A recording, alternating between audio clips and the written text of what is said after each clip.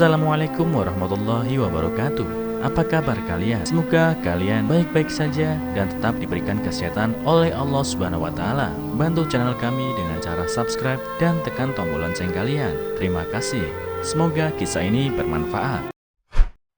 Orang tua Xiao Hua adalah petani. Ibunya meninggal saat melahirkan Xiao Hua. Sejak saat itu, ayahnya membesarkannya sendirian. Karena tidak ada yang menjaga Xiao Hua di rumah, setiap kali ayahnya pergi ke ladang, dia akan membawa Xiao Hua bersamanya. Xiao Hua menjadi anak yang bijaksana sejak dia masih kecil. Ketika ayahnya lelah bekerja, dia akan memijat punggungnya. Saat ayahnya haus, dia akan memberinya air serta menyeka keringatnya dengan handuk. Melihat Xiao Hua berperilaku baik, ayah merasa sangat senang dan bangga. Ketika Xiao Hua berusia 6 tahun, suatu hari ayahnya bertanya kepadanya, "Xiao Hua, jika ayah menemukan ibu tiri, apakah kamu akan menerimanya? Apakah kamu membenci ayah?" Meskipun dia masih muda pada waktu itu, dia tahu bahwa ayahnya tidak mudah dalam beberapa tahun terakhir. Jika ayahnya berkata begitu, dia pasti ingin mencari seorang wanita. Meskipun dia sedikit tidak senang agar tidak membuat ayahnya sedih, dia hanya bisa menerimanya. Setelah agak ragu-ragu, dia berkata kepada ayahnya dengan nakal, "Ya, aku belum punya ibu sejak aku masih kecil, dan aku juga ingin punya ibu tiri." Mata ayahnya berlinang air mata setelah mendengar kata-kata putrinya, dan dia kemudian membelai kepala Xiao Hua dengan tangannya. Tidak butuh waktu lama bagi ayahnya untuk pulang dengan seorang wanita dengan seorang anak laki-laki yang merupakan ibu tiri dan adik laki-laki Xiao Hua. Ayah masih bekerja setiap hari. Xiao Hua dan adik laki-lakinya ke rumah bersama ibunya, dan Xiao Hua juga membantu ibu tirinya melakukan pekerjaan rumah. Meskipun Xiao Hua mencoba yang terbaik untuk menyenangkan ibu tirinya tidak bersikap baik kepada Xiao Hua. Dia sering menyuruh Xiao Hua menyiapkan makanan untuk adik laki-lakinya. Ibunya sering membelikan baju baru untuk anak laki-lakinya, tetapi dia tidak pernah membeli untuk Xiao Hua. Terkadang ketika ayahnya tidak di rumah, ibu tirinya juga akan memukulnya. Xiao Hua sangat sedih, tetapi dia tidak berani memberitahu ayahnya karena dia tidak ingin mempengaruhi hubungan antara ayah dan ibu tirinya dan selalu bertahan dalam diam. Ketika Xiao Hua berusia 9 tahun, ayahnya didiagnosis menderita kanker dan dia meninggal setelah setengah tahun. Tidak diragukan lagi, membuat keluarga itu sangat terpuruk. Yang paling menyedihkan adalah Xiao Hua. Dia menangis berkali-kali. Sejak itu temperamen ibu tirinya semakin tak terkendali. Mengatakan bahwa Xiao Hua adalah anak yang membawa sial.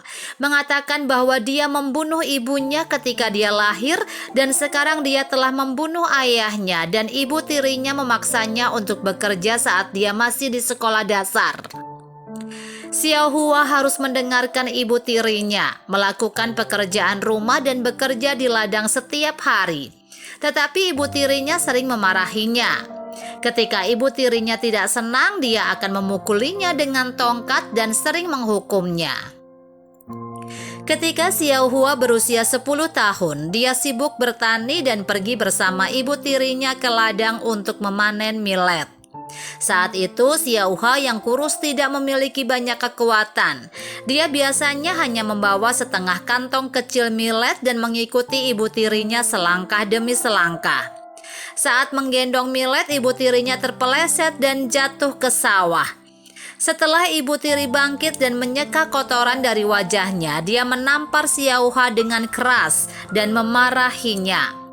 "Kamu sudah membunuh orang tuamu dan sekarang kamu ingin membunuhku. Keluar dari sini dan kamu tidak akan diizinkan untuk tinggal di rumah ini." Setelah diusir pergi oleh ibu tirinya, Xiao Hua benar-benar putus asa dan lari sambil menangis. Xiao Hua datang ke kuburan orang tuanya dan menangis. Dia sangat ketakutan dan bingung. Dia tidak tahu harus pergi kemana. Dia ingat ayahnya pernah membawanya ke kota di tahun-tahun awal. Xiao Hua akhirnya pergi ke kota ke arah yang dia ingat. Di sisi jalan dia bertemu dengan seorang wanita tua berpakaian bagus berjalan perlahan dengan kepala tertunduk. Setelah berhenti, nenek itu mengambil sebuah botol yang tergeletak di jalan. Xiao Hua telah bekerja dengan ayahnya sejak dia masih kecil. Dia tahu bahwa itu adalah botol pestisida. Dia bertanya-tanya mengapa wanita tua yang memakai pakaian yang bagus memungut botol di jalan. Ketika dia bingung, dia melihat nenek itu tiba-tiba membuka tutup botol dan hendak meminum cairan yang ada di dalamnya. Dan Xiao Hua dengan cepat meraih botol itu dari tangan wanita tua itu. Xiao Hua buru-buru berkata kepada wanita tua itu, "Nenek, ini pestisida. Bagaimana kamu bisa minum pestisida?" Wanita tua itu memandangnya dengan senyum konyol dan tiba-tiba wanita tua itu memeluk Xiao Hua. Cucu perempuanku yang cantik." Xiao Hua kaget dan merasa heran dan berkata, "Nenek, kamu salah orang. Aku bukan cucumu." Xiao Hua berpikir wanita tua ini mungkin memiliki gangguan mental dan dia pasti tersesat. Jadi dia bertanya kepada wanita tua itu, "Nenek, di mana rumahmu? Mengapa kamu sendirian di jalan?" Wanita tua itu hanya menyeringai dan terus berbicara tentang cucunya.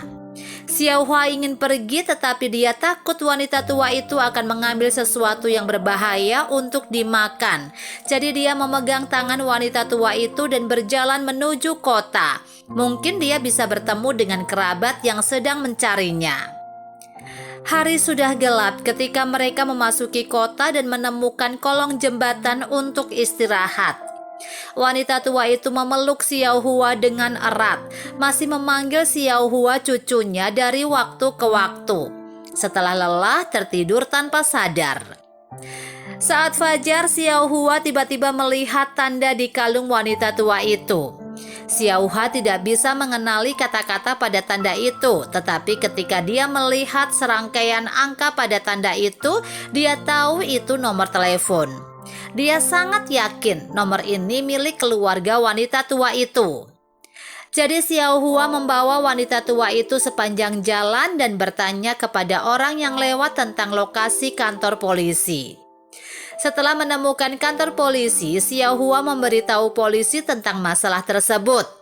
1 jam kemudian, sepasang suami istri bergegas ke kantor polisi. Diketahui bahwa mereka adalah putra dan menantu wanita tua itu, keduanya memiliki bisnis. Wanita tua itu telah merawat putri mereka selama 8 tahun. Tapi putri mereka menderita penyakit mematikan 2 tahun lalu. Pengobatan gagal dan dia meninggal dunia. Nenek tidak dapat menerima atas kematian cucunya, jadi dia menjadi gila. Mereka sibuk dengan bisnis setiap hari dan tidak punya waktu untuk mengurus wanita tua itu. Wanita tua itu sendirian di rumah. Dia pernah tersesat sebelumnya dan butuh banyak usaha untuk menemukannya. Mereka takut bahwa wanita tua itu akan tersesat, jadi mereka menulis informasi kontak di kalungnya. Ketika mereka mengetahui bahwa Xiao Hua telah menyelamatkan ibu mereka, mereka sangat berterima kasih kepada Xiao Hua. Saat mereka hendak keluar dari kantor polisi, mereka melihat bahwa Xiao Hua sangat kotor dan tampak menyedihkan. Jadi mereka bertanya pada Xiao Hua apa yang terjadi. Xiao Hua tidak bisa menahan tangis lagi dan dia menceritakan kisahnya sambil menangis.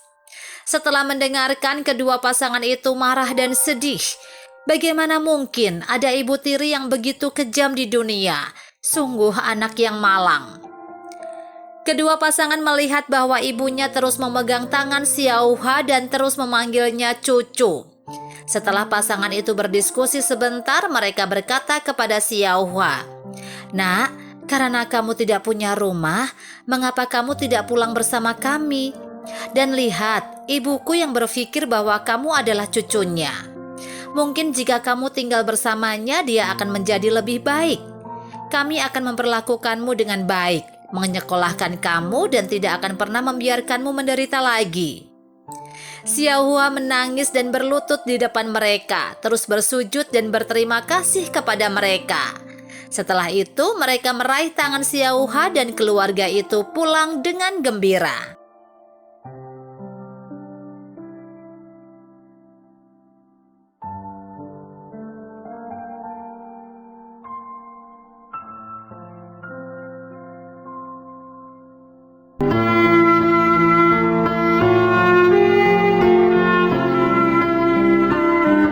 Assalamualaikum warahmatullahi wabarakatuh.